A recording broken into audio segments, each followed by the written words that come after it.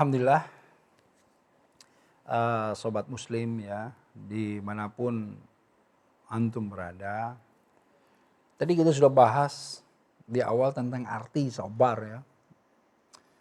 Nah, sabar itu kalau kita lanjut ya, ada 3 hal aspek kesabaran itu ya dalam kehidupan ini.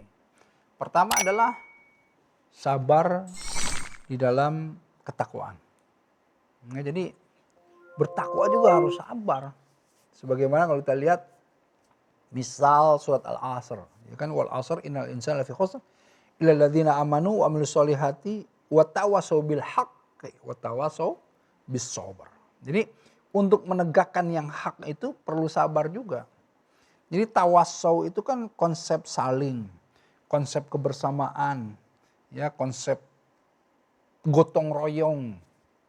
Karena saling, yuk kita saling nasihat, saling ingetin, saling mendorong, kan gitu ya. Al-haqq itu kebenaran yang datang dari Allah itu. Dan apa? Tawassaw bis sabr, kata Allah itu. Harus bersabar terhadap penegakan itu. Jadi di dalam ketakwaan, di dalam al-haqq itu mesti ada kesabaran. Itu yang pertama. Yang kedua adalah sabar dalam menahan diri terhadap yang haram. Artinya sabar dalam ujian. Kadang-kadang kan kita suka bingung ya. Begini. Misal makanan atau minuman. Makanan dan minuman yang halal itu berlimpah, beragam, variannya banyak, enak-enak, rasanya juga wah luar biasa. Tapi kok kadang-kadang orang itu pengen nyobain yang haram, coba. Kenapa? Kenapa pengen nyobain makanan yang haram? Kenapa coba pengen nyobain minuman yang haram gitu? Ya karena ujian tadi ada alladzi yuwaswisu fi sudurin nas minal jinnati wan nas. Nah, inilah yang membuat orang tuh diuji, yang kemudian dibisikkan berbagai hal yang membuat orang itu istahwaza ya. Apa namanya, berpaling atau dipalingkan. Ya, orang itu dipalingkan dari apa? Fi anfasahum zikrullah. Oh, kan? Dari mengingat Allah. Nah, ini yang membuat kenapa harus bersabar terhadap segala sesuatu yang haram, yang dilarang, yang mendatangkan kemurkaan Allah. Ya bukan hanya makanan saja, tetapi juga banyak hal dalam kehidupan ini yang kemudian sudah dibuat rambu-rambu, sudah dibuat tuntunan-tuntunan gitu kan. Rambu itu intinya tuntunan ya. Pandang rambu itu awalnya sebagai tuntunan. Jangan pandang rambu itu awalnya sebagai larangan. Jangan. Rambu itu tuntunan. Yang di dalam tuntunan itu tentu ada yang boleh, ada yang tidak. Nah ini nih anak muda nih khususnya nih ya. Ini saya pengen kasih tahu nih.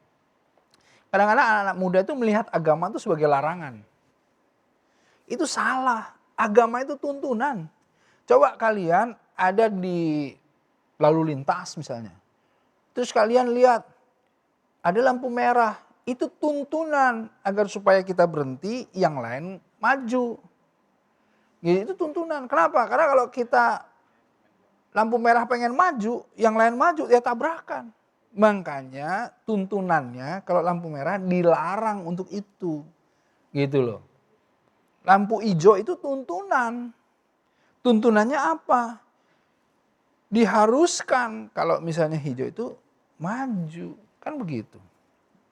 Ya kalau misalnya ada anak-anak muda yang kemudian atau dari kita ngeliat, ini verboden. Ngapain verboden? Ayo kita langgar aja.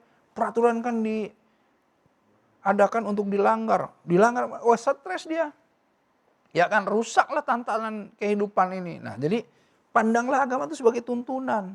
Zulumati ila nur, yang membawa kamu dari kegelapan menuju cahaya. Jadi kalau kita mau selamat, ya harus ada tuntunan. Saya ke studio ini, walaupun sudah sering kali bertahun-tahun, tetapi saya gak mau kemudian terkena macet, apalagi kalau sekarang ada banjir misalnya ya, atau berbagai hal gitu.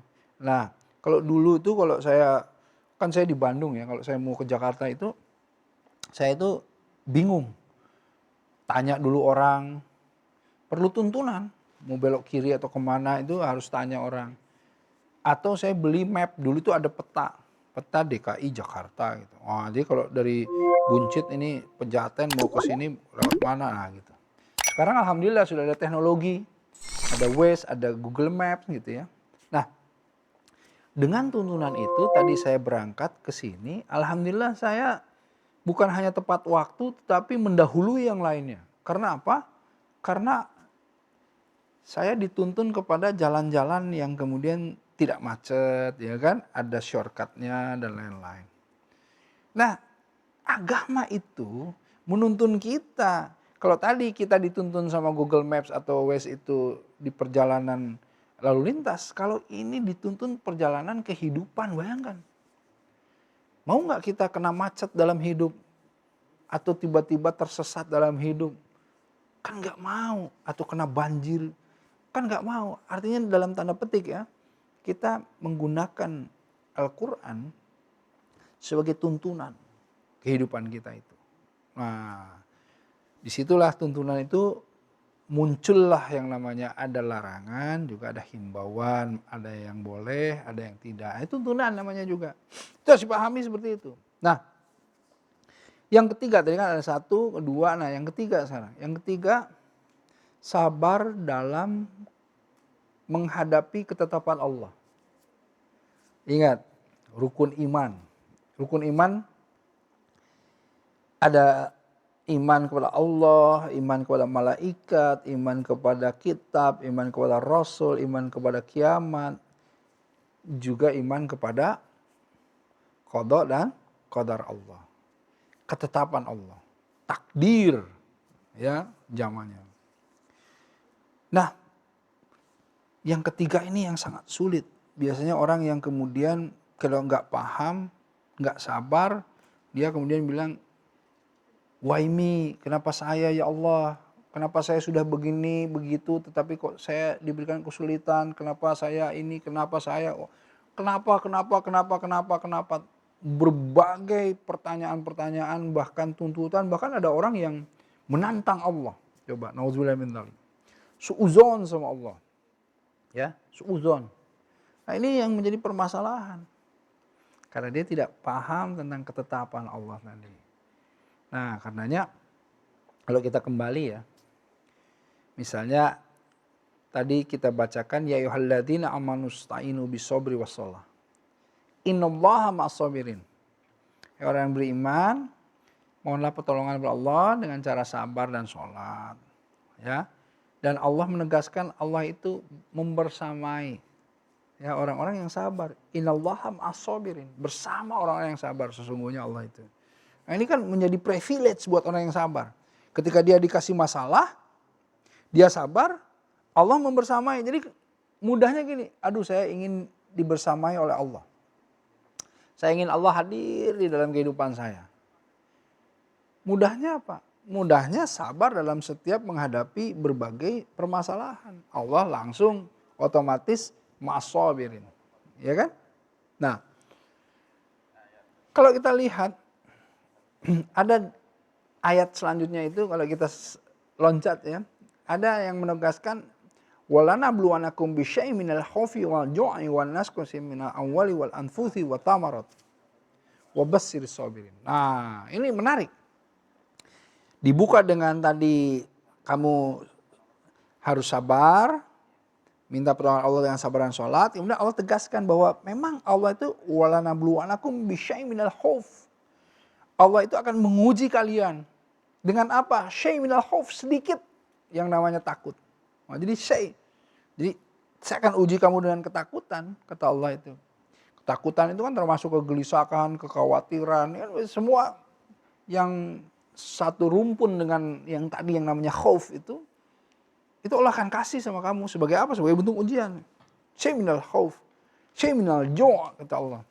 Bagaimana Allah kemudian menegaskan, saya juga akan berikan kepada kalian semua adalah ujian kekurangan, kelaparan. Al-ju' itu kelaparan, kekurangan, ya. Jadi tadi ketakutan, kekurangan, wa naqsin minal amwali wal anfus, kata Allah itu akan juga tentang permasalahan hartanya diuji ya.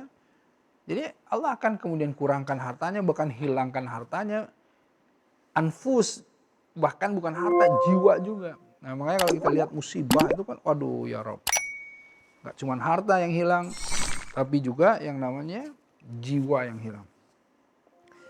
Ya seluruh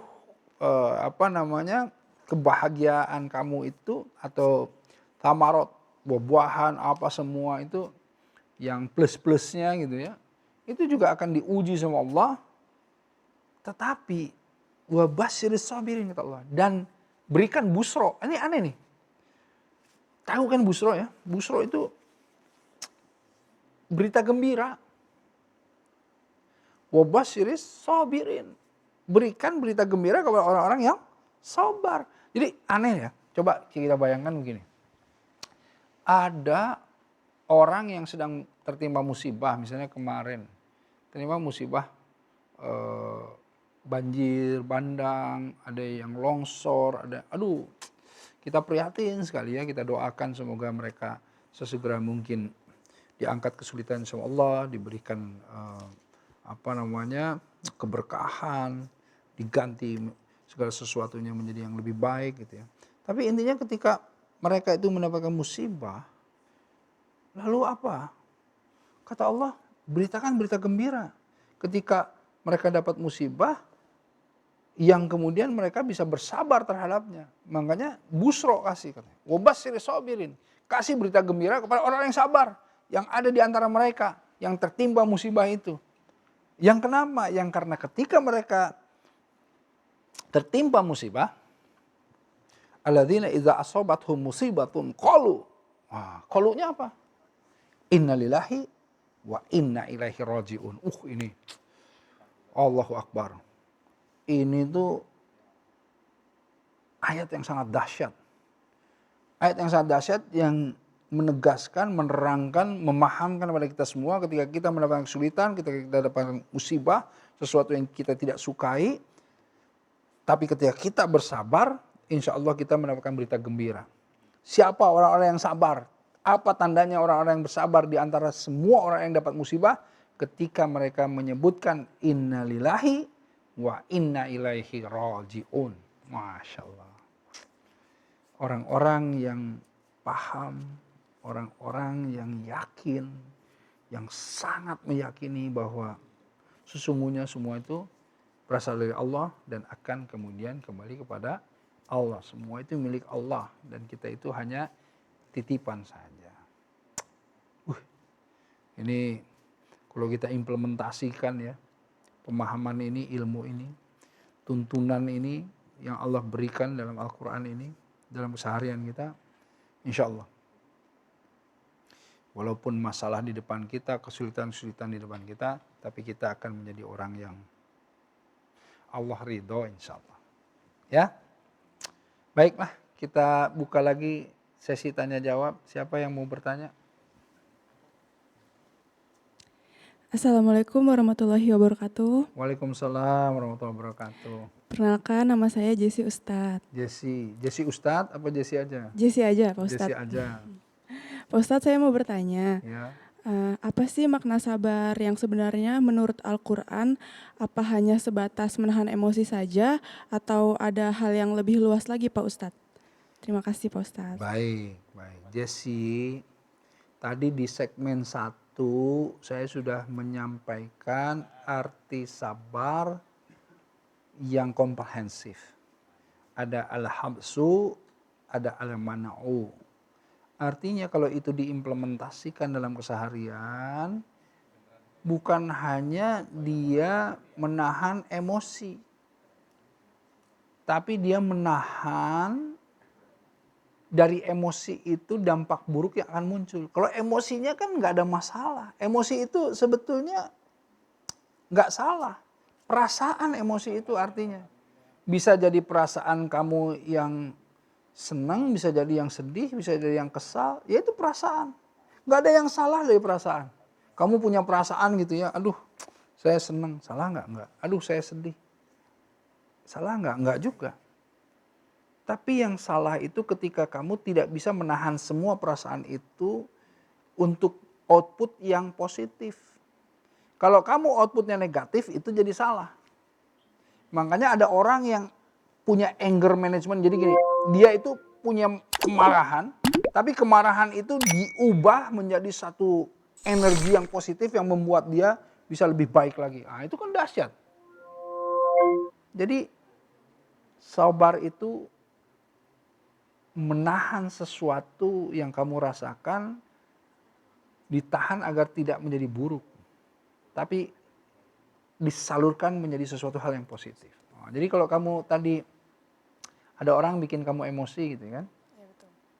Nah, orang yang membuat kamu emosi itu kamu anggap, wah berterima kasihlah sama dia. Kenapa? Karena dengan kamu merendahkan saya, misalnya kamu mencaci saya, kamu meremehkan saya gitu ya. Itu menjadikan energi buat saya untuk berkarya lebih bagus lagi. Agar supaya apa? Supaya kamu lebih tinggi lagi derajatnya. Itu maknanya dari sabar. Ya. Masya Allah, terima kasih Pak Ustadz atas Baik. jawabannya. Assalamualaikum warahmatullahi wabarakatuh. Waalaikumsalam warahmatullahi wabarakatuh. Nah, itu jadi kalau kita lihat betapa sesungguhnya kemampuan sabar itu mengubah segala sesuatu yang biasanya kalau orang-orang yang nggak paham itu menjadi buruk. Kalau orang-orang yang paham yang diiringi dengan sholat, dengan keyakinannya kepada Allah, itu menjadi bagus, itu menjadi sesuatu yang positif, bahkan itu menjadi energi bahan bakar. Agar supaya apa? Agar supaya kita memperbaiki segala sesuatunya, gitu. Ya kan? Nah, ini yang sangat menarik. Nah, tentang tadi innalillahi wa inna ilaihi rajiun kita akan sampaikan di segmen berikutnya lagi. Karenanya jangan kemana-mana, tetap di Lentera Hati.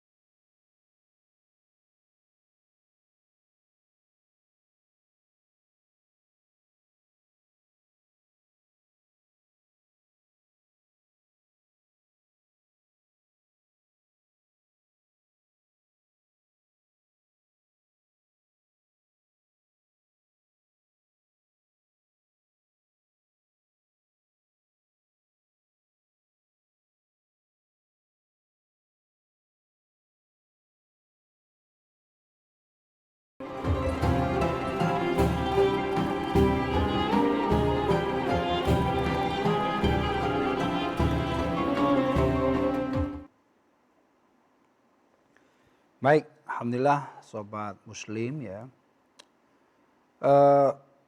Kita masuk dalam pendalaman pemahaman innalillahi wa inna ilaihi rajiun. Gini. Kalau kita lihat orang-orang yang tadi ya, yang ketika dia mendapatkan musibah, dia menyebutkan innalillahi wa inna ilaihi rajiun, artinya orang-orang yang masuk ke dalam pemahaman bahwa sesungguhnya segala sesuatu ini milik Allah. Ya. Ketika segala sesuatunya milik Allah, bahkan bukan hanya harta tadi yang hilang. Ya. Bahkan bukan hanya tadi rumah, bukan hanya tadi berbagai kegelisahan, ketakutan, kelaparan, tetapi hidup ini, esensi nafas hidup ini juga Allah yang punya. Dengan kita memahami bahwa segala sesuatunya ini Allah yang punya, kita ini hanya diberi otoritas untuk menggunakannya. Karenanya kan kalau kita mau gunain sesuatu harus sesuai dengan ridho yang punya, kan begitu. Makanya gini, coba kita lihat. Kita mau meminjam misalnya sesuatu kepada kawan kita, ya. Aku pinjam dong motormu misalnya. Kemudian muncullah kemudian persyaratan, ya kan? muncullah masalah bagaimana kita harus menggunakan motor pinjaman itu.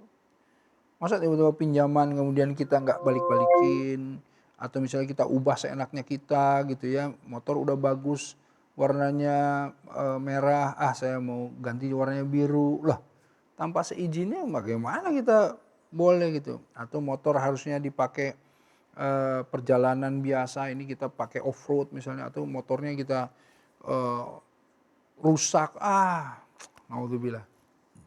Ada persyaratan yang mengikutinya. Nah, karenanya kalau kita lihat itu persyaratan sesuai dengan keinginan yang punya, yang minjemin. Nah, sekarang coba kita sedikit dalami ya, kita renungkan,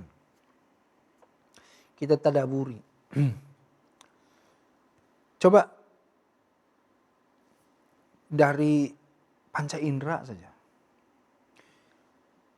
Mata ini punya siapa? Punya Allah. Allah pinjamkan kepada kita, diberikan otoritas kepada kita untuk kita melihat. Sekarang saya tanya, sudah sesuaikah apa yang kita lihat ini dengan apa yang Allah ridho? Jangan-jangan kita melihat banyak hal yang Allah nggak ridho. Jangan-jangan kita bicara banyak hal yang Allah tidak ridho. Jangan-jangan tubuh ini kita gunakan untuk sesuatu yang Allah haramkan. Jangan-jangan ilmu ini kita gunakan untuk sesuatu yang dilarang sama Allah. Jangan-jangan jabatan itu, jangan-jangan amanah ini, jangan-jangan semua ini yang kita punya, fasilitas yang kita sekarang sedang nikmati, kita tidak kemudian gunakan sesuai dengan keinginan Allah. Naudzubillah min dzalik. Coba saya ilustrasikan lagi. Jika seandainya antum di rumah nih, saya kasih jaket lah.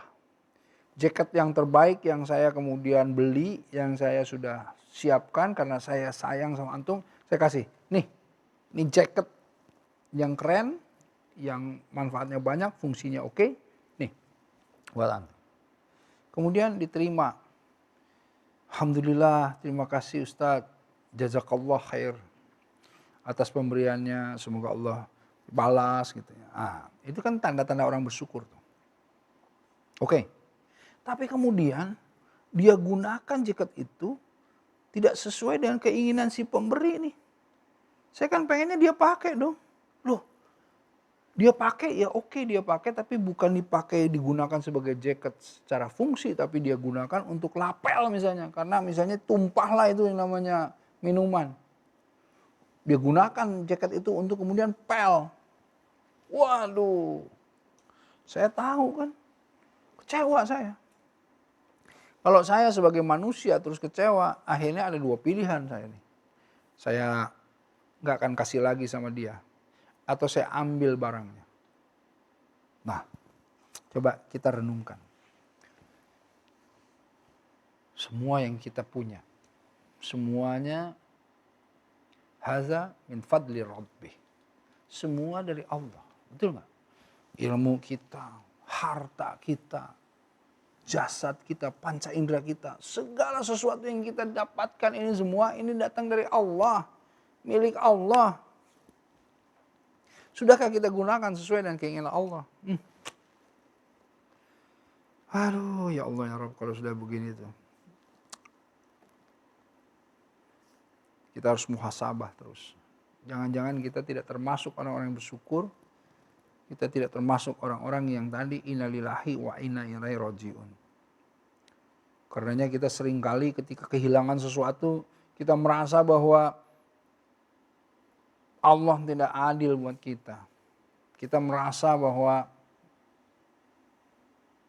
kenapa kita yang diberikan berbagai hal kesulitan itu. Kita merasa bahwa kita kehilangan. Padahal kita dipinjamkan. Allah ambil kembali, kita merasa kita kehilangan. Seakan-akan kita yang punya. Naudzubillah min dzalik. Ini yang mesti diluruskan. Karenanya kalau tidak seperti ini, kita masuk orang-orang yang kufur, orang-orang yang kafar, orang-orang yang tidak bisa merasakan bahwa segala sesuatu ini ini milik Allah, datang dari Allah. Tidak inna lillahi wa inna ilaihi raji'un. Nah, karenanya kembali lagi tadi, bagaimana hidup ini kemudian menjadi lebih kita itu lebih yakin, lebih beriman, lebih tenang, ya, lebih tumakninah.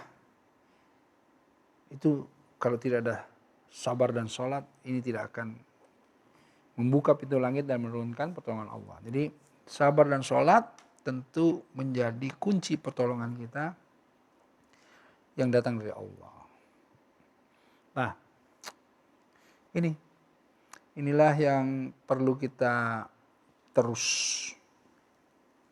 ingatkan pada diri kita sendiri. Karenanya kenapa perlu banyak berzikir, artinya mengingatkan kembali kita kepada hal-hal seperti ini. Ya, insya Allah dengan kita tadi innalillahi wa inna ilaihi raji'un, itu semua akan lebih ringan dan kita akan masuk ke dalam keikhlasan. Dan kita berhusnuzon kepada Allah bahwa insya Allah Allah itu akan memberikan yang terbaik. Kan ada ayat yang menyatakan wa'asaan takrohu, ya. Jadi kita boleh jadi nggak suka sesuatu, ya, syai'an wa huwa khairul lakum, padahal sesuatu itu sesuatu yang baik buat kita. Bisa juga wa'asaan tahibu, ya, yang kita sukai, ya, syai'a wa huwa padahal syarrul lakum, padahal jelek buat kita. Jadi siapa yang lebih tahu? Allah yang lebih tahu. Kita cuma berpikir, oh ya Allah, ini kenapa hilang, ini kenapa nggak jadi, ini kenapa nggak bisa, kenapa saya begini. Padahal itu memang buruk bagimu gitu. Karena yang lebih baik Allah yang lebih tahu Allah yang akan berikan yang lebih baik daripada yang kamu inginkan. Gitu. Ada yang kamu nggak inginkan, wah Allah ini saya nggak suka ini, ini begini, ini pasti kalau saya dapatkan ini saya akan nggak bisa begini, nggak bisa begitu. Padahal ini sesuatu yang baik. Seperti anak kecil lah, ya. Kalau kita ilustrasikan, dia lihat es krim, wah ini es krim enak betul nih es krim. Dia pikir kalau dia makan es krim akan begini, begitu gitu. Tapi dia dalam kondisi yang sakit misalnya. Kondisi yang kalau dia makan itu akan lebih parah lagi, akan lebih membawa dia kepada sesuatu yang buruk, makanya kita larang. Dia bisa nangis, dia bisa ngadat bahasanya gitu ya. Tapi kita tetap kalau kita sayang sama dia kan nggak akan kita kasih. Nah begitu kurang lebih. Bagaimana ilustrasi Allah sayang sekali sama kita. Karenanya kita tidak diberi apa yang sebagaimana kita pikir itu baik. Karena Allah mengetahui bahwa itu sesungguhnya buruk gitu. Nah karena kalau kita berhusnuzon dengan ayat-ayat Allah, ya, tuntunannya ayat Allah, kita selalu bisa berprasangka yang baik dan kita akan yakin bahwa apapun yang kita hadapi, ya, tadi ketetapan Allah kita sabar, kita ikuti, mengalir dengan keyakinan bahwa insya Allah, ya, min haitsu la yahtasib, Allah akan kasih dari yang tidak kita duga, segala sesuatu yang baik tentu bagi kita. Nah inilah yang insya Allah kita perlu latih terus, ya. Perlu kita latih terus agar supaya kita menjadi orang-orang yang tadi, yang masuk dalam orang-orang yang yakin. Latihannya dengan apa? Pasti Allah akan kasih terus, setiap hari ini kan kasih ujian. Tidak mungkin dalam satu hari nggak ada ujian, semua ada ujian. Hanya kadang-kadang kita berpikir ujian itu sesuatu yang berat, sesuatu yang kita nggak suka. Padahal sesuatu yang kita suka saja itu termasuk ujian. Senang, sedih itu ujian, punya nggak punya itu ujian. Ya, jadi pimpinan, jadi anak buahnya itu ujian, posisi semua ujian. Karenanya bagaimana kita sesungguhnya memandang ujian tersebut dan kemudian bagaimana kita menghadapi dengan tadi ya, sabar, menahan segala sesuatu yang nampak yang buruk yang muncul dan mencegahnya baik terhadap diri kita dan kepada orang lain, dan yakin terus sholat, memohon kepada Allah, berdoa terus, yang akan diberikan kemudahan, agar diberikan yang namanya tuntunan, agar diberikan segala sesuatu yang insya Allah Allah akan berikan yang terbaik. Alhamdulillah. Ya, mari sama-sama semua jemaah, semua sobat muslim di rumah juga ikut berdoa ya. Karena kita nggak pernah tahu dari doa yang mana Allah ijabah.